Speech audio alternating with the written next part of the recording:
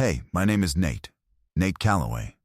I'm 30 years old, and I run a small locksmith operation out of a shop on Birchwood Avenue in Muncie, Indiana. The shop has been there for 22 years.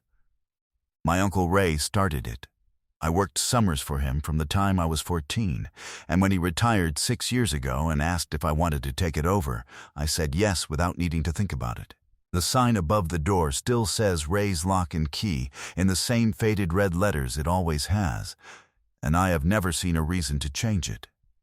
Some things are already named correctly. What a locksmith actually does is this. He removes the barrier between a person and where they are trying to go. That is the job in its plainest form. The rest of it, the rekeying, the deadbolt installations, the commercial master key systems, the car lockouts in grocery store parking lots at 8 in the morning, is just the specific shapes that job takes on different days. My father did not do this work, which is worth saying because people sometimes assume it runs in the family beyond Ray. My father drove a truck, long haul, and was home about 11 days a month when I was growing up, and present in the remaining 19 in a way that required some practice to recognize. He was not a bad man. He was a man who had organized his life around forward motion, and the consequence of that was that everything stationary, the house, my mother, me, had to be maintained by whoever was staying put. I learned early how to fix what broke. I learned early that the person who stays is the one who actually knows where things are kept. I open the shop at 8. I take calls, do estimates, drive to jobs, come back, do paperwork, close at 6. I eat dinner at the kitchen table of the house I rent 2 streets over from the shop, a 2-bedroom with a good furnace and a back porch I use more than the front one. I read for an hour before bed. I have a cat named Procedure, who was named by my previous tenant and came with the house, who sleeps on the couch and regards me with the specific neutrality of someone who has made peace with a situation they did not choose. I am not someone who has a lot of people. I have the guys I grew up with, who have mostly spread across Indiana in the way people do, and I see them a few times a year. I have my neighbor Frank, who is 71 and whose opinion on weather I seek daily, because Frank has been reading Indiana skies for 5 decades and is more reliable than any app. I have the shop and the regular customers who come back because I do the job correctly and do not overcharge them, and the new ones who call from parking lots and locked doorways and treat me like the most important person they have met all week, which I understand is not about me, but about the door. 4 years ago, I was in a relationship that ended in the specific way things end, when one person has stopped growing and the other one hasn't, and neither of them says so until the gap is too wide to cross without someone getting hurt. Her name was Dana. She left for a job in Indianapolis. I helped her pack the truck. It was the most useful thing I knew how to do at the time, and I have thought about that more than once since.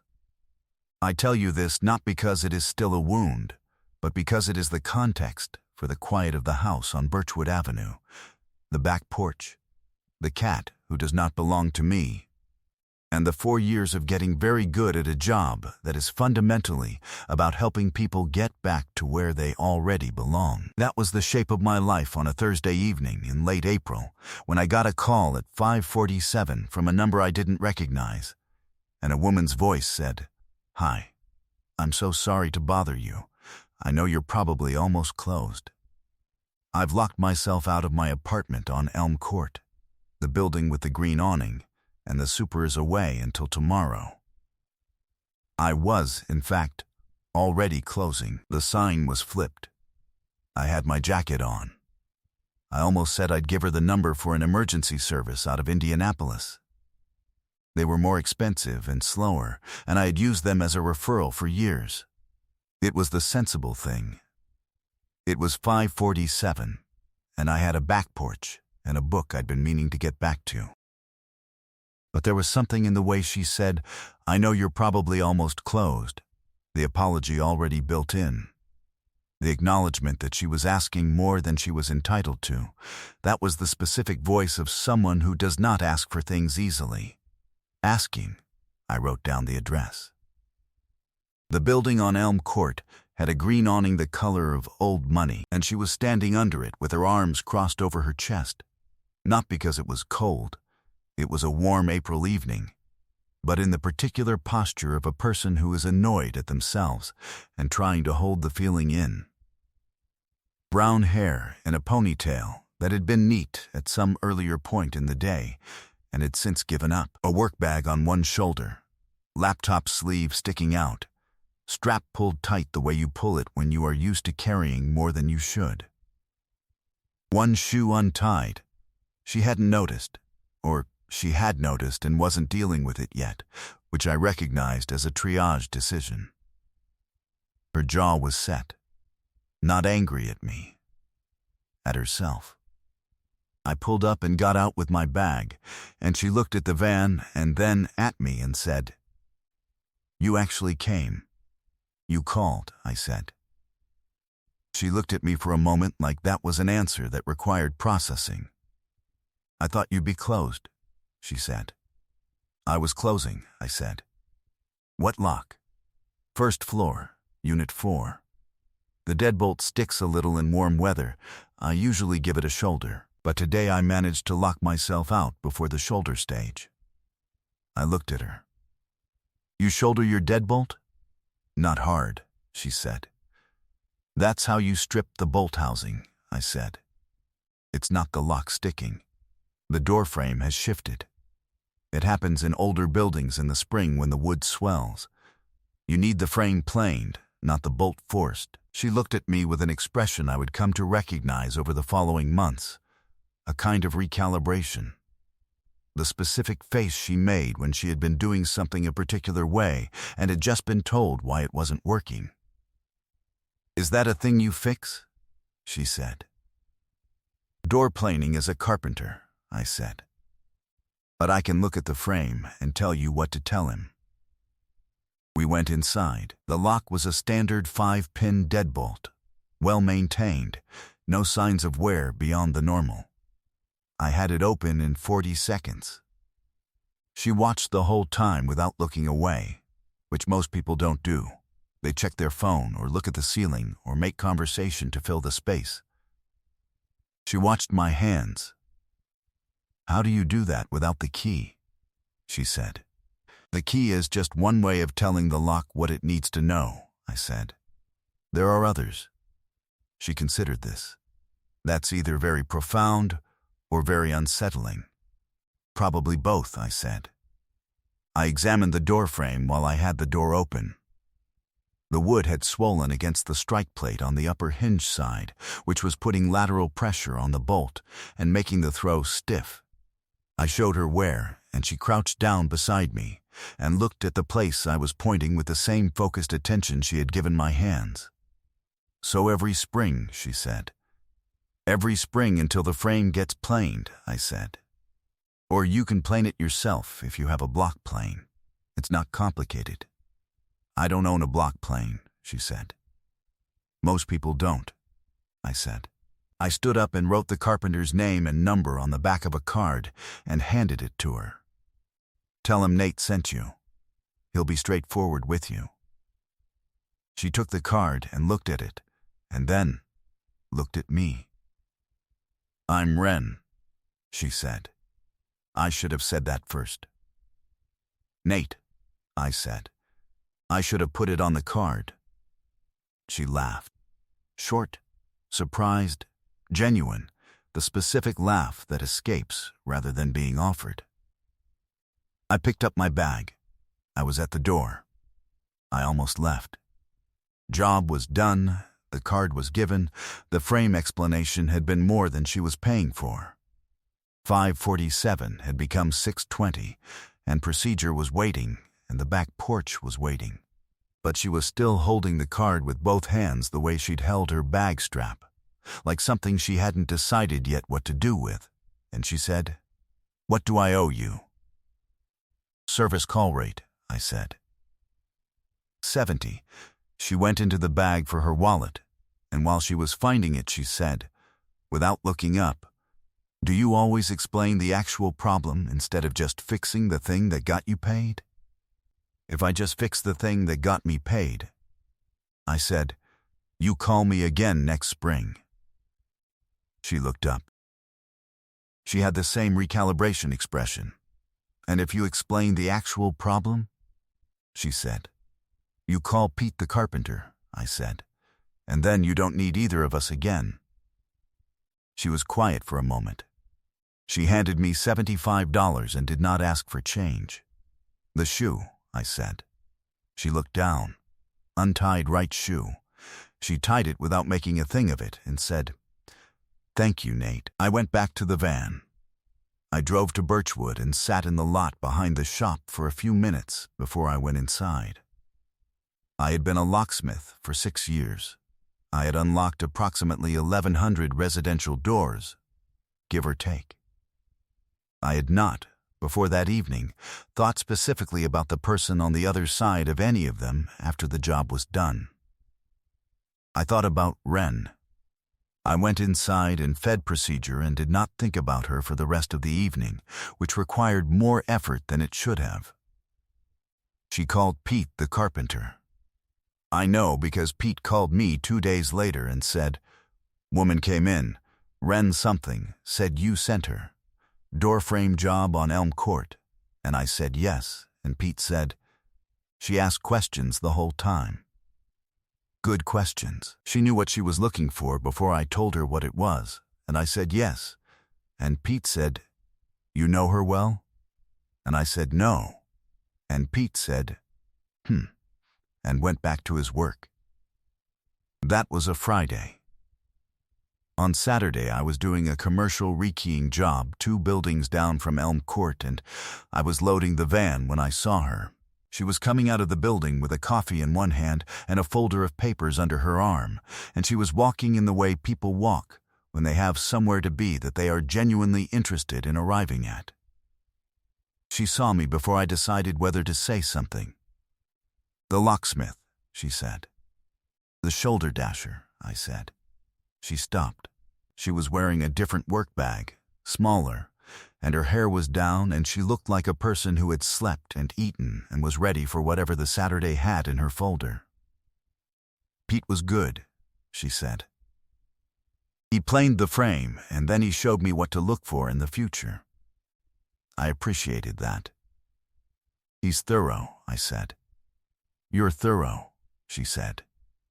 "You recommended someone thorough." "I try to match the problem to the solution," I said. She looked at me. I had the same feeling I'd had in the van behind the shop, the awareness of a thing I was not sure how to categorize, sitting in a part of my chest that was usually quiet. "I owe you coffee," she said, "for coming when you were closed." "You paid the service rate," I said. "And $5 extra," she said, "which I stand behind. I still think I owe you a coffee." She said it the way she'd said, "I know you're probably almost closed on the phone," with the apology already accounted for and the ask still there underneath it. Not performing generosity. Making a practical offer she had thought through. "There's a place on Birchwood," I said. 2 doors from the shop. They do good coffee." "I know it," she said. "Tuesday?" "Tuesday," I said. She walked on toward wherever she was going. I loaded the van and drove back to the shop and rekeyed 4 locks and did not think about Wren on Tuesday for the rest of the day, which required a different level of effort than Saturday had. Tuesday was coffee and an hour and a half that went the way conversations go when both people are paying attention to the actual content rather than managing the impression they are making. She was a land use planner for Muncie's planning department. What that meant, in practice, was that she spent her days making decisions about what could be built where, and why, and who it was for, and what it would cost the people who already lived nearby. Questions that sounded bureaucratic and were, in her telling of them, genuinely difficult. She described a rezoning dispute she had been navigating for 3 months. involving a parcel on the east side that a developer wanted for mixed-use retail and that the existing residents wanted, kept single-family residential. And the way she described it, the specific competing interests, the way the developer's logic was coherent on its own terms and still wrong in the larger context, told me that she was someone who did not simplify problems she found interesting. I told her about locks, about the difference between a lock that has been forced and a lock that is worn down, about the way most residential security failures are not dramatic, they are accumulated small mistakes. A deadbolt installed slightly off-center, a strike plate with screws too short to catch the stud, a habit of shouldering a door that has been swollen since May. About how my Uncle Ray used to say that a good lock isn't about keeping people out. It's about making sure that the only person who gets in is the one who belongs there. She liked that. She was quiet after I said it in the way she was quiet about things she was filing rather than forgetting. We had coffee twice more before the end of April. By the third one I knew she had grown up in Fort Wayne, that she had a sister in Chicago she talked to every Sunday, that she had been in Muncie 3 years and had moved here for a job that turned out to be exactly what she had wanted, which she described with a frank satisfaction I found easier to trust than enthusiasm. She had had one relationship in Muncie, brief, that she described in 2 sentences with the same flat factual tone she used for the rezoning dispute. It had not been the right fit. She did not seem damaged by it. She seemed like someone who had assessed the situation correctly and moved on. By the end of April, I was aware that I was looking forward to Tuesday, the way I looked forward to very few things. I was aware that I noticed when her name came up on my phone. I was aware that the conversation never ran out of things to cover, and that this was not something I had experienced in a long time. I kept that awareness at a careful distance and went back to work. One evening in May, she knocked on the shop door at 5:45. I was doing an inventory count, which is the kind of work that doesn't require the door to be locked. I let her in. She had her work bag and the folder of papers, and the expression of someone who had been at a difficult meeting and was still carrying it. The developer went to the city council directly, she said. They bypassed the department. They have a presentation on the agenda for next Tuesday, and they did not notify anyone on the planning team. I pulled out the chair from the workbench. She sat down. She set the folder on the bench and looked at it, and then looked at the walls of the shop, which are covered in the organized rows of key blanks and lock cylinders and cabinet pulls, and the particular organized density of a small operation that has been running the same way for 22 years. This room is very calm, she said. It's organized, I said. It's the same thing usually. Tell me about a lock, she said. Any lock? Something interesting. I reached to the shelf behind me and took down a lock I had been servicing earlier, an old Schlage from the late 70s, the original B series, built with tolerances that the current production line does not bother with. This is a Schlage B series from about 1977, I said. It's 47 years old. Someone kept it oiled and the pins are still moving the way they're supposed to. She picked it up and turned it in her hands. What makes it good? She said. The housing tolerances, I said. The gap between the plug and the shell is tight enough that you can't shimmy it easily, but loose enough that the mechanism doesn't bind.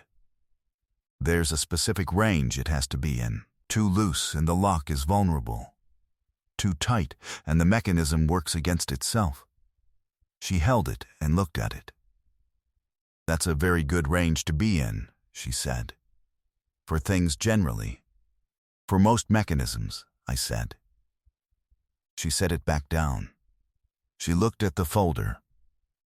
The council presentation is going to be 3 people with a lot of money and a lot of slides, she said, and I'm going to need to go to that meeting and make a case that is clear enough that the council members who don't read planning documents can follow it.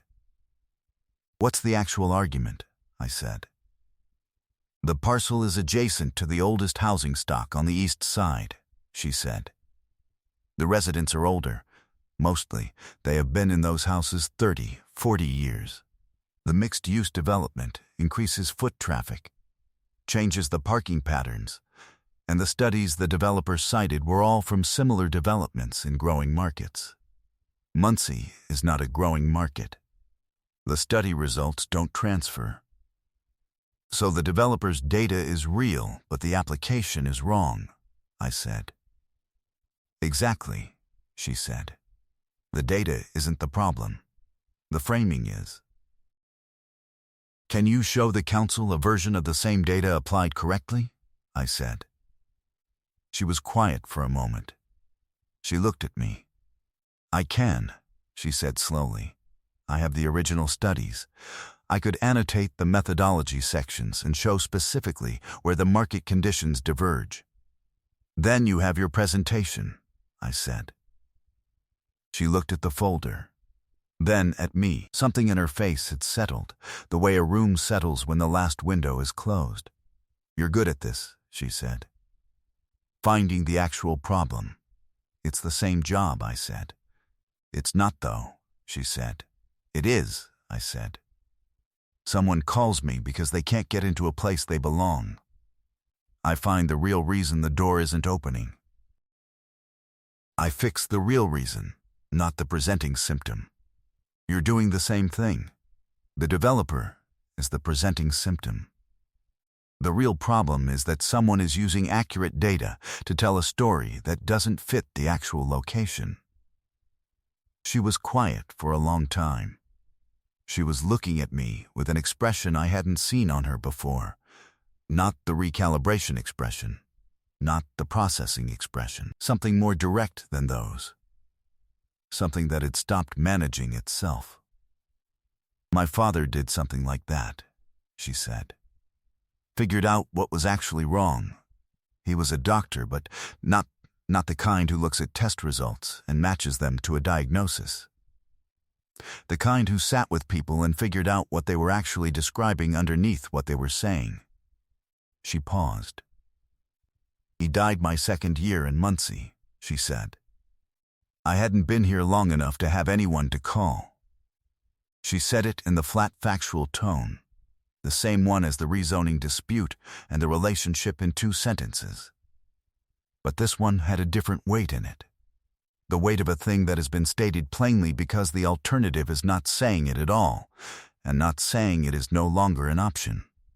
I did not say I was sorry. I did not say anything for a moment.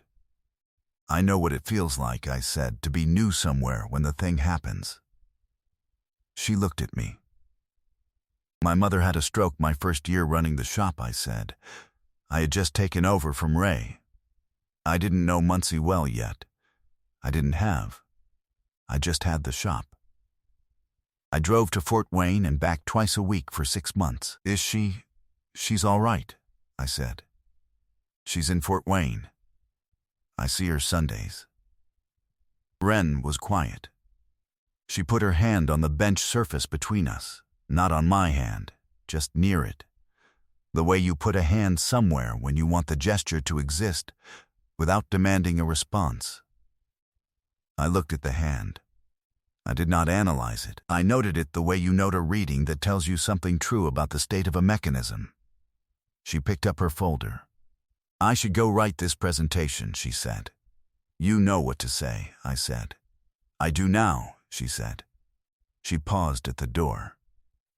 Thank you, Nate, she said. For the lock. And the other thing. She left. I sat in the shop for a while after she walked out. Procedure was at home, and the key blanks were on their rows, and the old schlag was on the workbench where she'd set it back down. I knew what I was doing. I had been doing it for 3 weeks and calling it something else. Coffee. A conversation. A person I found interesting. But I sat in the shop with the 47-year-old lock in front of me, and I understood, the way you understand when the mechanism finally aligns, that I had found my way to the wrong side of my own door without quite noticing it had happened. I was not going to push. I was going to wait. The council meeting was on a Tuesday night. I did not go. I had not been invited, and it was not my business, and I did not want to be the kind of person who showed up to a thing that wasn't his. She texted me at 9:43. The data held. Council tabled it for further review. That's as good as we were going to get tonight. I texted back. The framing was the problem. You fixed the framing. She texted back. I had help figuring that out. I put the phone down and went back to the book I'd been trying to read and made approximately no progress on it. The problem arrived 2 weeks later. His name was Garrett Falls. He was a regional director for the development firm, the kind of title that means he has authority and the kind of presence that means he knows how to use the fact that he has it. He was 40, polished, and he had been managing the Muncie parcel from the Chicago office, which meant he had not been in the room when Wren's presentation landed and had received the summary rather than the experience. He came to the planning department on a Thursday. I know this because Wren called me on her lunch break, which she had not done before, and her voice had the specific flatness of someone who is managing their own reaction while telling you about it. He came in this morning, she said. He wanted to talk through the methodology objections directly. He was very polite. He said he thought there might have been a communication issue and that he'd like to share some additional data. What did he say? I said.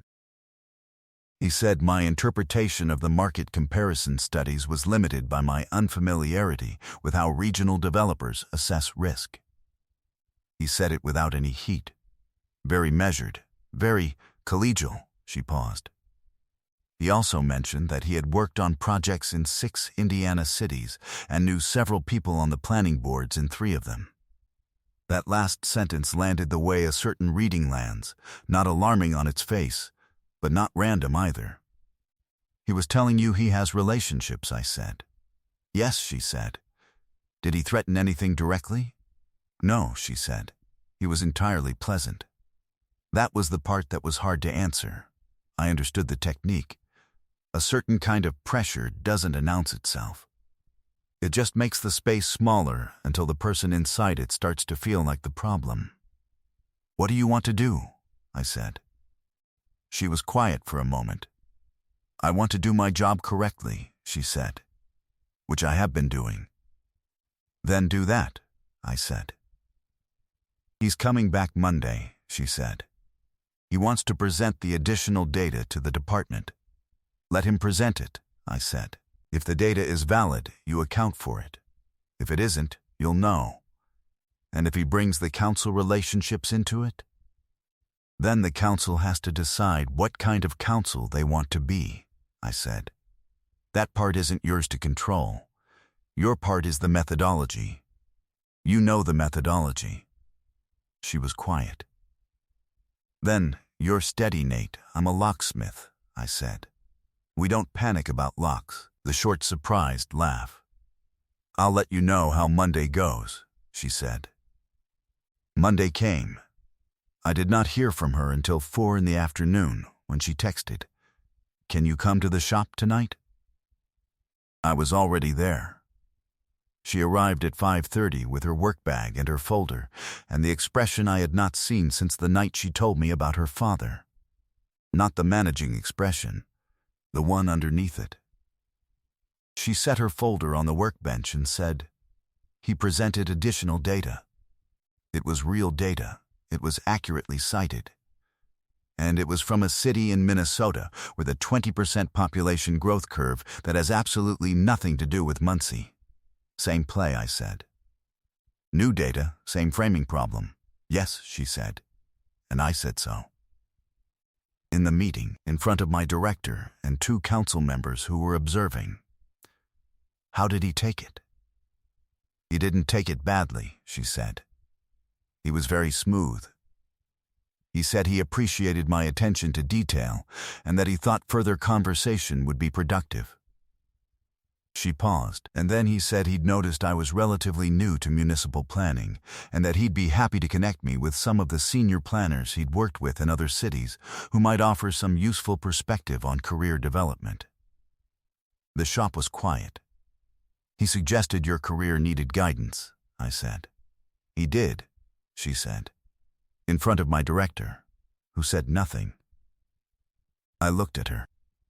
She was sitting on the workbench stool, which she had started using the way people use a chair they've decided belongs to them, and her hands were flat on the folder, and her jaw was in the set position that meant she was holding something in. "What do you need?" I said. "I need to know," she said quietly, "whether I'm seeing it correctly." "You're seeing it correctly," I said. "Because it's possible you're seeing it correctly," I said. He presented misapplied data. You identified the misapplication accurately, and when he couldn't argue the methodology, he moved to your credibility. That is a specific and recognizable pattern. She was quiet. She looked at the folder. "My director is going to ask me to be more flexible," she said. He said as much before I left. He said these regional relationships are important and that there's a way to raise technical objections without making a developer feel dismissed. "And what did you say?" I said I understood, she said. I did not say I agreed. I stood up. "The methodology is sound," I said. "The data is misapplied. You documented that clearly, and you said it out loud in a room where it needed to be said. That is your job. And if my director, then your director will have to explain why sound methodology was overruled for a regional relationship," I said. "That goes on his record, not yours." She looked at me for a long moment. "I wrote my objections up formally this afternoon," she said. "Before I left, submitted them to the record." "Good," I said. "I've been a planner for 6 years," she said. "I know how to do this job." "I know," I said. "I just needed someone to say I wasn't wrong," she said. "You weren't wrong," I said. She put her hand over mine on the workbench, not briefly this time. She left it there. The shop was quiet. The key blanks were in their rows, and the old Schlag was still on the bench, and outside on Birchwood the evening was doing the late May thing, where the light goes warm and flat, and everything looks like it has been in its right place for a very long time. I turned my hand over. She didn't move. We sat like that for a while. Neither of us said anything. Neither of us needed to. I knew what I had been standing outside of for 3 months. I knew I had been doing what I always do when something matters, assessing it, confirming its weight, waiting to be certain before committing to the approach. I was certain. "Ren," I said. She looked at me. "I have been," I said, and then stopped, and then started again. I am not someone who says things before I know if they're true. That has cost me things. I've tried to be okay with that. But I am done standing outside of this particular door and telling myself I'm just assessing the mechanism. She did not move. She was very still. "I think about you," I said. "I think about the conversations. I think about the presentation and the rezoning and the Schlag and the shoe you hadn't tied yet. I have been thinking about Tuesday every week since the first one, and I have not let myself say that, and I am saying it now, because not saying it is its own kind of damage." She looked at me for a long time. "You told me once," she said, "that the key is just one way of telling the lock what it needs to know. That there are others." "I did," I said. "This is one of the others," she said. She leaned forward and kissed me. It was quiet and deliberate, and it tasted like coffee and the specific certainty of a door opening after a long time locked. not forced, not broken. Just the mechanism, finally aligned. All the pins in their correct positions, the path clear. When she pulled back, she looked at me with a direct expression, the one that had stopped managing itself. "I called you when I was locked out," she said, "because the building super was gone, and you were the closest locksmith. That is the true and complete version of how it started." "I know," I said. "I told you the shoe was untied," she said, "because I wanted an excuse to stay in the doorway a little longer." "I know that too," I said. "You took 3 months," she said. "I wanted to be sure," I said. "Are you sure?" she said. "Yes," I said. She was quiet for a moment. Then, very small. "Good." 10 months later, the parcel on the east side of Muncie was zoned single-family residential. Garrett Foles's firm withdrew the application in August after the city council reviewed Wren's formal objection and the methodology documentation she had submitted to the record, and determined that the market analysis did not support the proposed development density for that specific location. Wren did not celebrate. She went to work the next day and started on the next case. That is who she is. She has a key to the shop now. A proper key, cut on the Ilco machine, her name written on the tag in my handwriting. She uses it on mornings when she wants to come by before the department opens, which is 2 or 3 times a week. She makes coffee on the hot plate and sits on the work bench stool and reads while I do the inventory count. And we talk and we don't talk, and both of them are fine.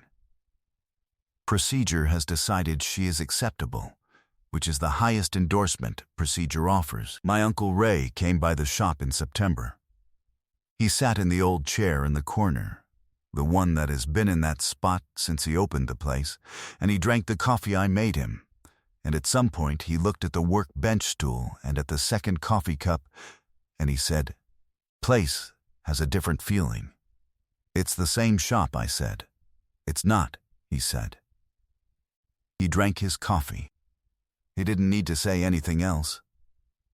She was at the back porch when I got home that evening, which she had started doing on Thursdays, when the planning department let out early, sitting in the second chair I'd put out in June, reading something in the warm September evening. Procedure was on the railing beside her with the specific expression of a cat who has decided not to admit how pleased he is.